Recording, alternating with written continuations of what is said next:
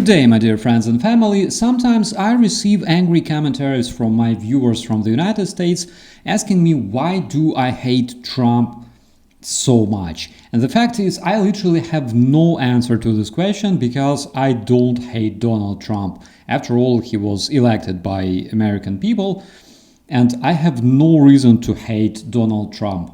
However, I hate misinformation, especially when it's delivered or retransmitted to millions of people. And for example, yesterday, consciously or unconsciously, Donald Trump shared two biggest misconceptions during his speech. Let's talk about this right now. Yesterday at the press conference, Donald Trump talked about the war in Ukraine and the upcoming meeting with the internationally wanted war criminal Putin. The US president mentioned providing javelins to Ukraine. A javelin is a US-made anti-tank missile effective at a range of 2.5 kilometers or roughly 1.5 miles. Here is what the US president said. I also gave the javelins. If it weren't for me, all those tanks that were destroyed at the first days of the war because the tanks got stuck in the mud, they would have been in Kyiv in 4 hours. Basically, Donald Trump addresses that huge 50-mile-long Russian convoy heading to Kyiv in the first days of the Russian invasion. And I assume that if it weren't for the javelins, the tanks would have been in Kyiv in 4 hours. Then Donald Trump explains why exactly the Russian tanks got stuck in the mud. They would have been in Kyiv in 4 hours, going down the highway. But a Russian general made a brilliant decision to go through the farmland instead. What's wrong with this story? When you listen to it, your imagination probably portrays this giant Russia, actually Belarus, but whatever, then Ukraine, and then there is this highway going straight to Kyiv with a bunch of swampy farmlands around it, and then a stupid Russian general leading the tanks through the farmlands instead of using a direct road straight to the Square of Independence in the capital of Ukraine. And because they got stuck in the mud, Ukrainians simply shot them all with the javelins. It's a good story, but it's also completely inaccurate because I was a witness of those events. As you probably know, in February 2022, my brigade was dislocated in HOSTOMEL and was directly involved in defending Kyiv. First of all, when you look at the real map of Ukraine, you realize that there were not many farmlands in the North Ukraine. Those dark green areas around Chernobyl and north of Kyiv are actually forests, and tanks generally can't move through forests. However, they can easily move through farmlands, especially when the soil is frozen like it was in February 2022. Tanks have impressive capabilities in terms of crossing muddy or sandy terrain, but of course a civilian person shouldn't necessarily know such specifications. The Russian convoy, which of course didn't consist of tanks only, has been moving from Belarus and Moser towards Kyiv, actually using highways because it was the fastest way of delivering Russian troops. Their generals might be stupid, of course, but unfortunately for us, they're not complete imbeciles. Using existing Ukrainian highways, the Russians approached from north, and only later they attempted to encircle Kyiv around Makariv and Brovary. Makariv is really far away, by the way. And the reason they failed to take Kyiv in 4 hours was because the direct road crossed the river Irpin, and all the bridges across this river have been demolished, specifically the bridges in the towns of HOSTOMEL and the town of Irpin. This effectively stopped the Russian invaders from using the direct road to Kyiv. There were no tanks that got stuck in the mud. The myth originated back in March of 2022, when different analysts tried to explain why the Russian convoy failed to approach Kyiv, and they suggested that it happened due to so-called Rasputitsa. In Ukraine we call it in a different way, but it's a Russian word used to describe how the dirt roads turn into swamps between seasons.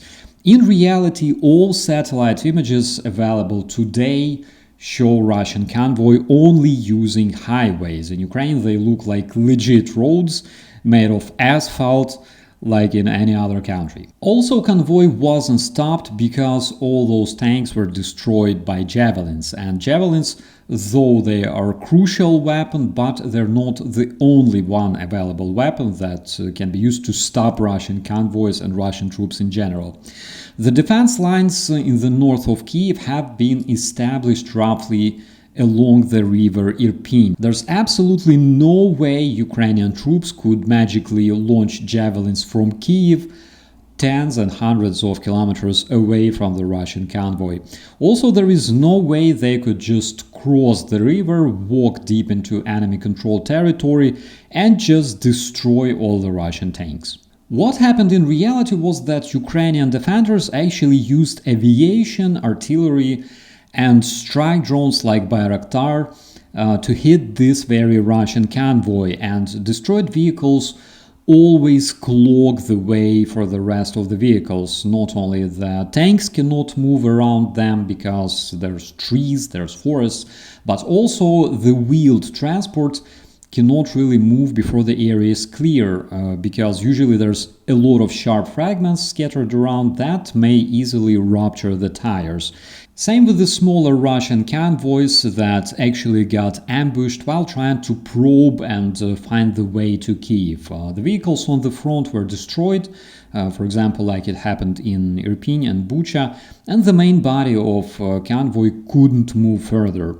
So basically, this is how the Russian convoys were stopped in reality. In addition to that, the Russian invaders made numerous attempts of establishing pontoon bridges to cross the river Irpin, and this is where they faced Ukrainian infantry that was armed not only with javelins but also artillery, tanks, strike drones and grenade launchers. There were no magical Ukrainian insurgents massively launching javelins at the Russian convoy that got stuck in the Ukrainian farmlands. It only happened somewhere in someone's imagination. It was misconception number one. Now let's talk about the second one. I will tell you this, I've seen a poll coming out of Ukraine. 88% of the people would like to see a deal made. And if you go back 3 years, everybody was gung-ho for war. You know, everybody's gung-ho for war until you have it.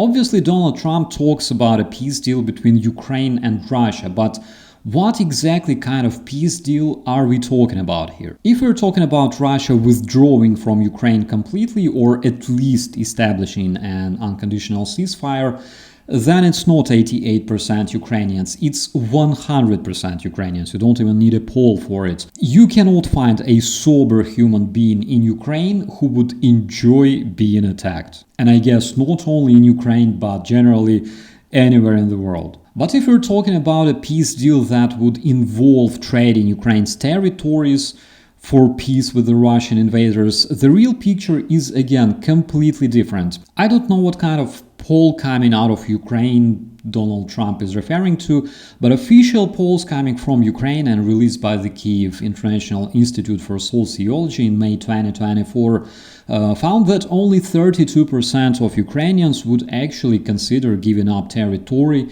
in exchange for peace, while 55% opposed such concessions. By September-October 2024, the percentage remained at 32% for openness to concessions, with 58% opposed. The surveys consistently show widespread rejection of territorial concessions among Ukrainian population. For example, a 2024 survey by the Ilko Kucherev Foundation reported that only 9% Ukrainians would recognize the occupied territories as part of Russia in exchange for peace, while 81% considered that completely unacceptable. I haven't found any fresh polls made by the Ukrainian agencies that would confirm that 88% Ukrainians agree to give Russia their homes, their cities, in exchange for not being killed. Please let me know if you found such a resource. I would really like to see it.